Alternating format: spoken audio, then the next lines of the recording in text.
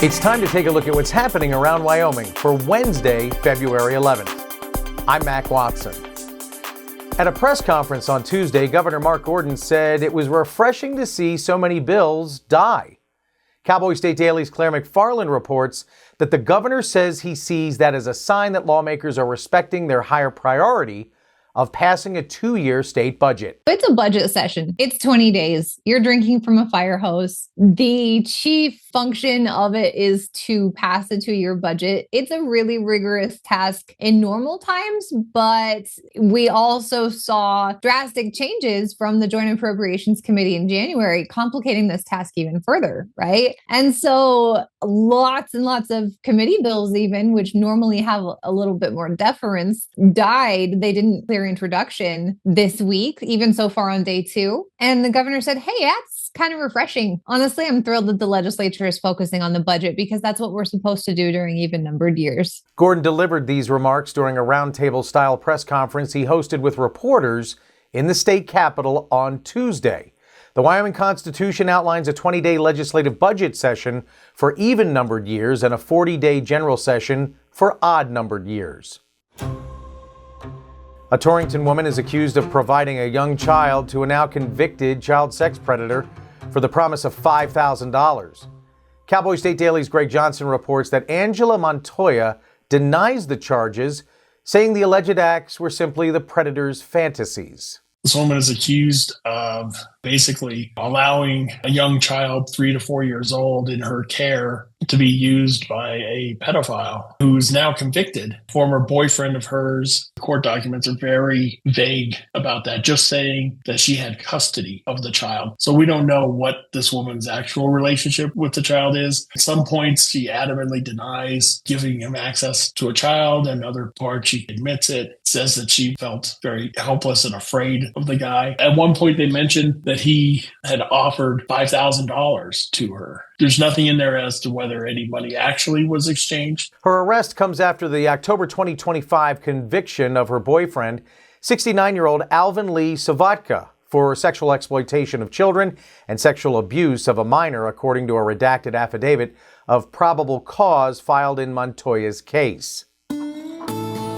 Wyoming cattle ranchers say they're concerned over President Trump's executive order allowing 80,000 more metric tons of beef trimmings from Argentina to be sold in the United States. Cowboy State Daily's Renee Jean reports that ranchers say it won't lower grocery store prices and risks introducing diseases. We import really cheap beef, they're called beef trimmings, from other countries so that we have a leaner product to mix in with the fattier meat that we produce. We have to do that in order to get the right consistency. Argentina has some of the cheapest beef in the world, but the other concerning aspect of Argentina's production is they're not as strict on the health protocols as our producers would like. They sometimes forget to report that they've had instances of diseases like hoof and mouth disease. So you risk introducing that into the American herd by importing this kind of product from Argentina without concurrently requiring more inspections and that they do a better job of reporting it when it happens. Last week, President Trump signed the Ensuring Affordable Beef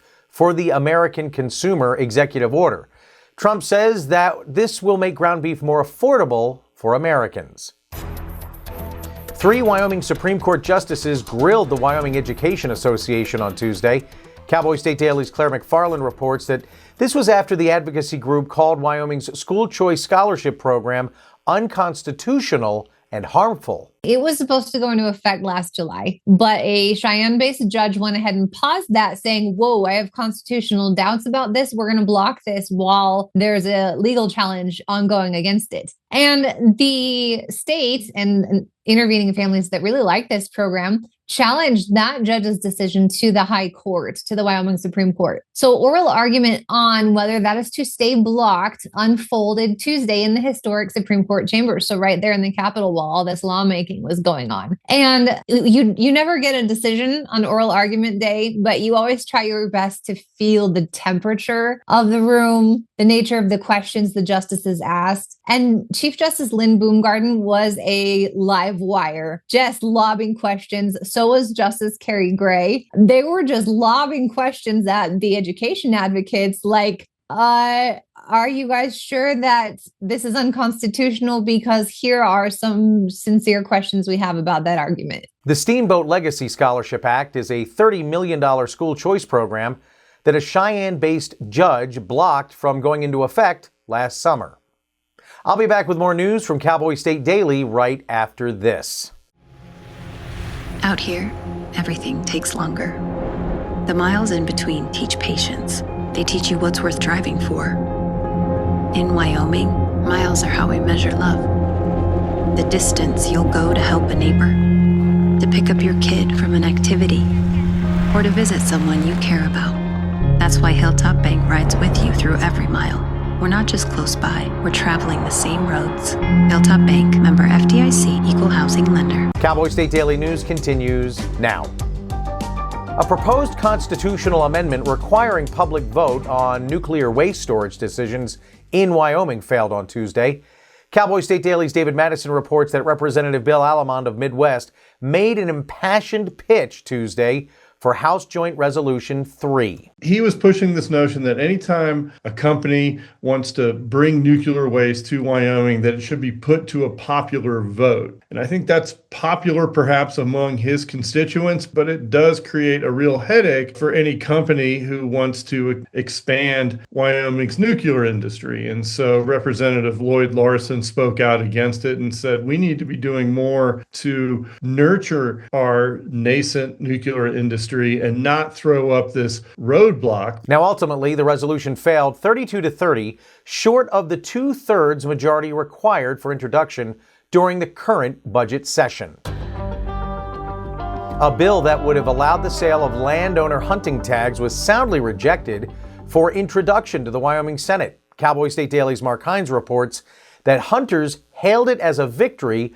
while Senator Tim French vowed to bring it back. Now, the bill got shut down hard. It didn't even make it through introduction. I think the vote was 6-4 and 29 against. I mean, it just got solidly put down on introduction to the Senate floor. And those who opposed the bill, who apparently successfully argued their case, is that it basically amounts to putting wildlife up for sale. That really goes against what they call the North American model of wildlife conservation. It's like the wildlife is a public trust. It belongs to all the people. Senator French, I talked to him and he said, well, yeah, this is a defeat, but this isn't the end. We'll probably keep bringing back the attempts to allow landowners to do this. Proponents of landowner tag sales argued that the revenue could provide just compensation for farmers and ranchers who provide habitat and forage for game herds. And supporters say that landowner tag sales are allowed in other states. Sleeping Giant ski area outside of Cody has a buyer, but they aren't interested in reopening it as a ski resort. Cowboy State Daily's Renee Jean reports that Dallas-based HMH Capital plans to reopen the resort as a summer recreational park in 2027. The visitation numbers are just not there. We don't have enough tourists in the winter. There are too many other good options for skiing. But we have fantastic, outstanding numbers for a summer attraction. You have 4 million families going to Yellowstone every year. And one of the common questions that they'll ask is, what else is there to do besides Yellowstone? They're evidently having a meeting Wednesday to talk about some of their ideas with the public. So there'll be more information after that. Sleeping Giant ski area near Cody has been closed the past 3 winters and was listed for sale in 2024.